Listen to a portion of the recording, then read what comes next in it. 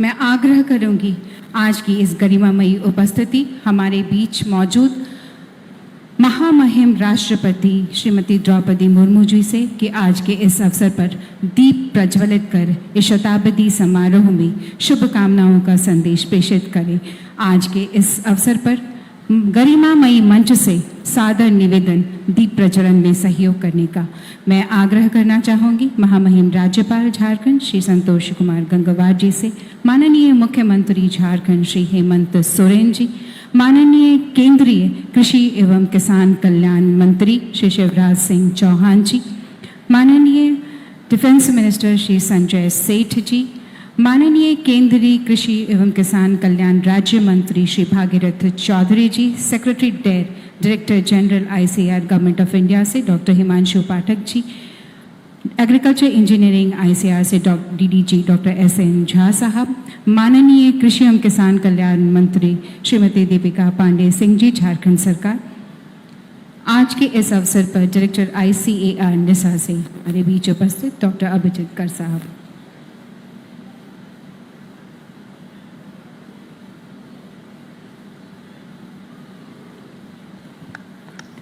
दीप प्रज्वलित कर 100वीं वर्षगांठ पर इस शताब्दी समारोह में आज के इस अवसर पर शुभकामनाओं का संदेश प्रेषित करते हुए यह शुभकामना कि जिस प्रकार 100 वर्षों तक ये कार्य करता रहा है संस्थान, आगे भी इसी प्रकार राज्य के किसानों के हित में, देश के हित में भारतीय कृषि अनुसंधान परिषद के माध्यम से राष्ट्रीय कृषि उच्चतर प्रसंस्करण संस्थान कार्य करता रहेगा, निरंतर तीव्र गति से आगे की तरफ बढ़ने के। आज इस संस्थान की शताब्दी के उत्सव से जुड़े समारोह में भाग लेकर मुझे अत्यंत प्रसन्नता हो रही है। इस संस्थान के शतायु होने पर मैं आप सभी को बहुत बहुत बधाई देती हूँ। मेरा झारखंड में विशेष लगाव है। धरती आबा भगवान बिरसा मुंडा की पवित्र धरती झारखंड का आना मेरे लिए तीर्थ यात्रा के स्वरूप, इसीलिए बिरसा मुंडा के नाम पे थोड़ा नारा लगा जाए, भगवान बिरसा मुंडा की, भगवान बिरसा मुंडा की, भगवान बिरसा मुंडा की। यहाँ के लोगों से मुझे बहुत स्नेह मिला है। राज्यपाल के तौर पर मैंने कई वर्षों यहाँ जन सेवा का कार्य किया है। मैं अपने राज्यपाल कार्यकाल के दौरान इस संस्थान में आई हूँ। वर्ष 2017 में मैंने इस संस्थान द्वारा आयोजित किसान मेला का उद्घाटन किया था। उन समय मैंने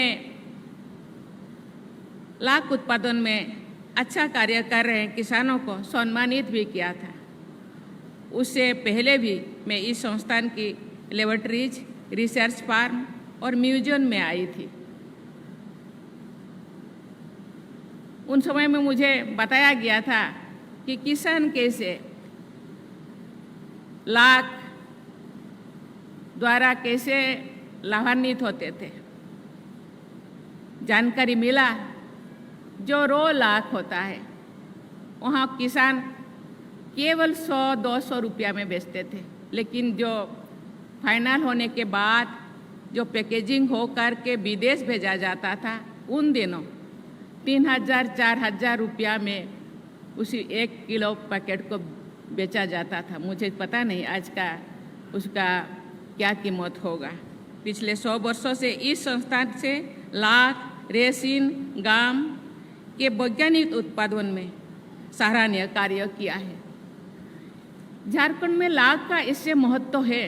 मैं जो दौरा करती थी राज्य के अलग अलग जिला, तो जो पलामू में गई, पलामू में जाने के बाद मुझे बताया गया है, मैडम आपको पता है पलामू का नाम क्यों इस जिला को नामकरण किया गया है? पलास, लाख और महुआ, ये 3 चीज़ें इस जिला में मिलता है, इसीलिए इसका नाम पलामू रखा गया है। मैं उन दिनों से मैं बहुत खुश हो गई हूँ, लेकिन इसी नाम पे ही अपने जिला को रखे, उसको याद रखते हैं और उसी दिशा में वो काम करते हैं। देवी और स्वजनों, हमारे देश के कई राज्यों में लाख फार्मिंग की जाती है। भारत के कुल उत्पादन का 55% से अधिक लाख उत्पादन झारखंड में होता है। भारत में लाख का उत्पादन मुख्य रूप से जनजातीय समाज द्वारा किया जाता है। ये जनजातीय समाज की आय का एक महत्वपूर्ण साधन है। मुझे ये जानकर खुशी हुई है कि इस संस्थान ने लाख, नेचुरल रेसिन एवं गाम के अनुसंधान एवं विकास के साथ साथ इस उत्पादन के व्यावहारिक विकास के लिए भी कदम उठाया जा रहा है। Small scale lakh processing unit एवं इंटीग्रेटेड लाख प्रोसेसिंग यूनिट का विकास, लाख आधारित प्राकृतिक पेंट, वार्निश और कॉस्मेटिक्स उत्पादन का विकास, फलों, सब्जियों और मसाला की शेल्फ लाइफ बढ़ाने के लिए लाख आधारित कोटिंग का विकास, ये सभी प्रयास व्यवहारिक विकास के अच्छे उदाहरण हैं। ये सभी कदम जनजातीय भाइयों और बहनों के जीवन स्तर को सुधारने और उनके समावेशी विकास के लिए जरूर मदद करेंगे। मुझे बताया गया है कि इस संस्थान द्वारा लोगों के कौशल विकास के लिए प्रशिक्षण कार्यक्रमों का आयोजन किया जाता है।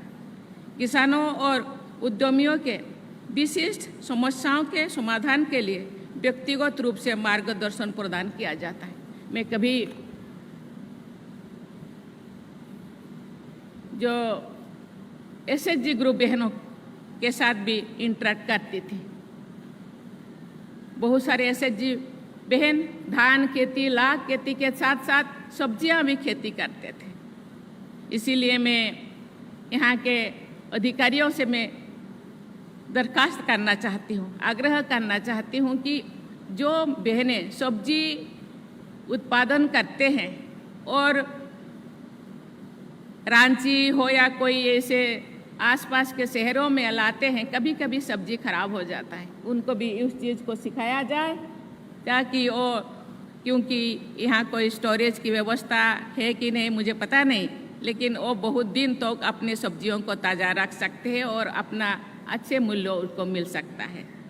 मुझे ये जानकर खुशी हो रही है कि हाल ही में यहाँ प्रोसेसिंग एंड फूड इंजीनियरिंग तथा एग्रीकल्चर केमिकल के पोस्ट ग्रेजुएट स्तर के कोर्सेज शुरू किए गए हैं। मैं आशा करती हूँ कि ये पाठ्यक्रमों कृषि और खाद्य प्रसंस्करण के उत्कृष्ट विशेषज्ञों का निर्माण करेंगे। देवियों और स्वजनों, आज का दौर डिसरप्टिव टेक्नोलॉजीज का है। हमें इन टेक्नोलॉजी का लाभ उठाना है, साथ ही इनके दुष्प्रभाव से भी बचना है। एक खुशी की बात है कि इस संस्थान में automation and plant engineering division की स्थापना की गई है। ये division robotics, internet of things, artificial intelligence enabled equipment के विकास पर केंद्रित है। इस डिवीजन की स्थापना आपकी दूरदर्शी सोच का ही प्रमाण है। अभी भी ऐसे अनेक क्षेत्र हैं जिनमें हम और आगे जा सकते हैं। उदाहरण के लिए फार्मास्यूटिकल्स और कॉस्मेटिक्स इंडस्ट्रीज में उच्च स्तर के लाख की मांग है। यदि भारतीय लाख की गुणवत्ता, सप्लाई चेन और मार्केटिंग में सुधार किया जाए तो हमारे किसान देश विदेश में इसकी आपूर्ति कर सकते हैं और उन्हें बेहतर मूल्य मिल सकता है।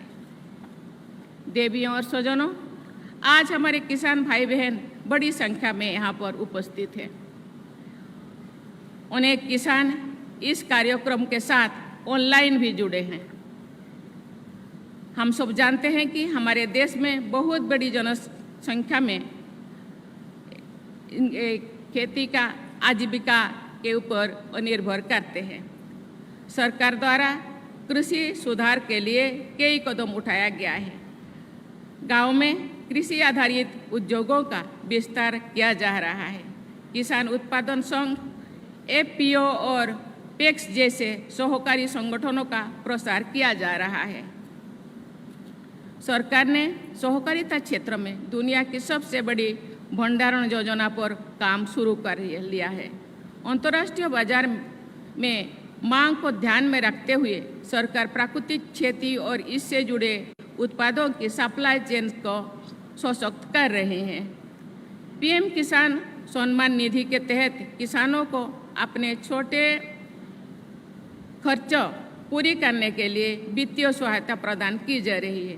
पीएम किसान समुदाय केंद्रों के माध्यम से किसानों की विभिन्न ज़रूरतों को एक ही जगह पूरा किया जा रहा है, लेकिन अभी भी बहुत सी समस्याएं बनी हुई है।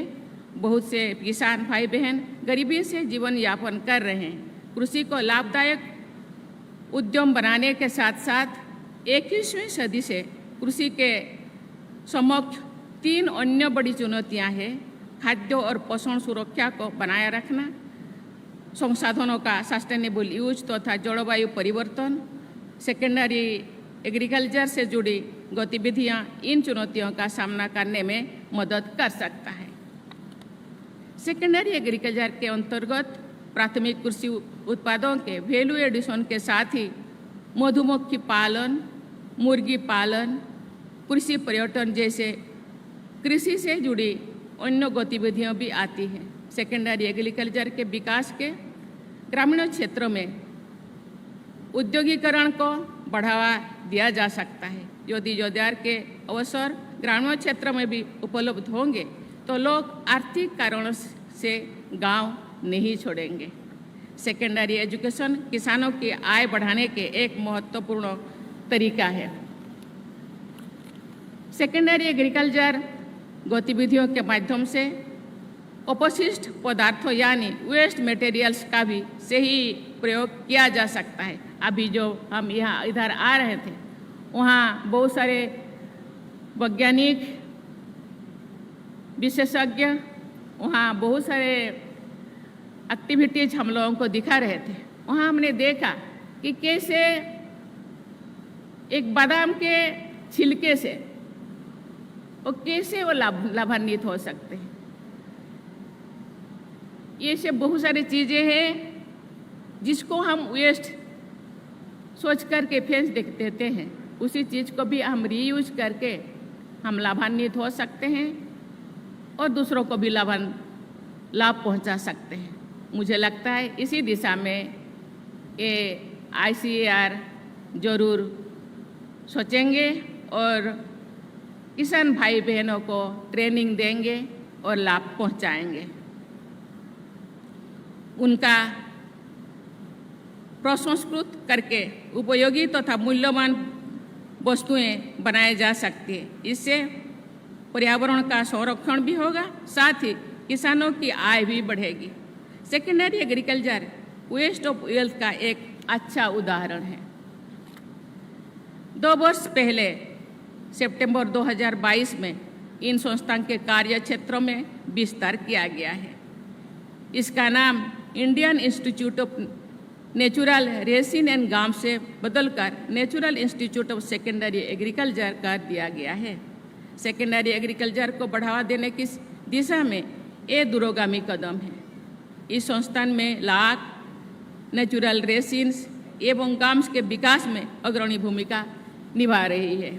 मैं आशा करती हूँ कि सेकेंडरी एग्रीकल्चर से संबंधित अन्य गतिविधियों में भी ये संस्थान अग्रणी भूमिका निभाएगा तथा भारत ही नहीं बल्कि विश्व स्तर पर उत्कृष्टता के नए आयाम स्थापित करेगा।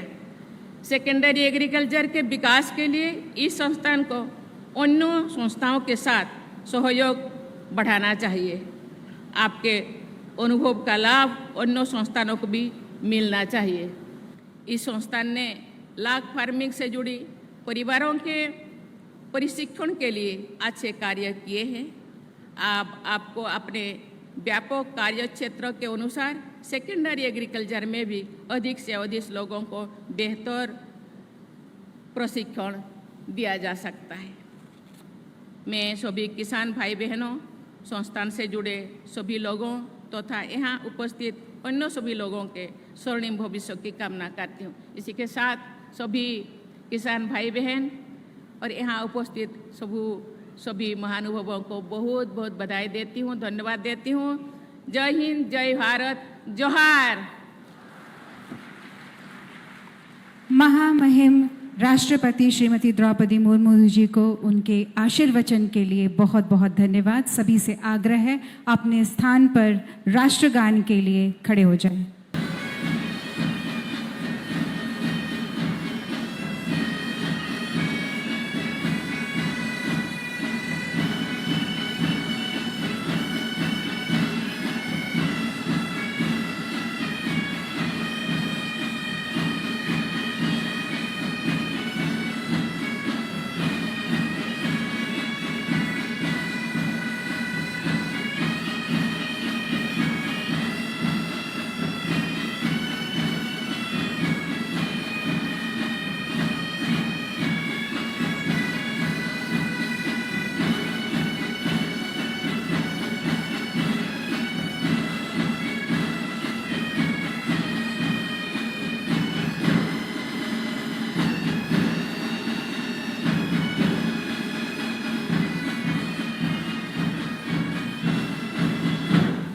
भारत माता की।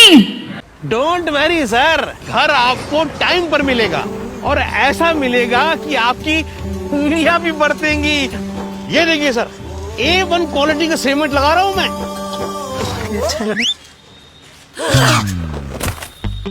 मजबूती का सारा ठेका हम ही लिए हैं का?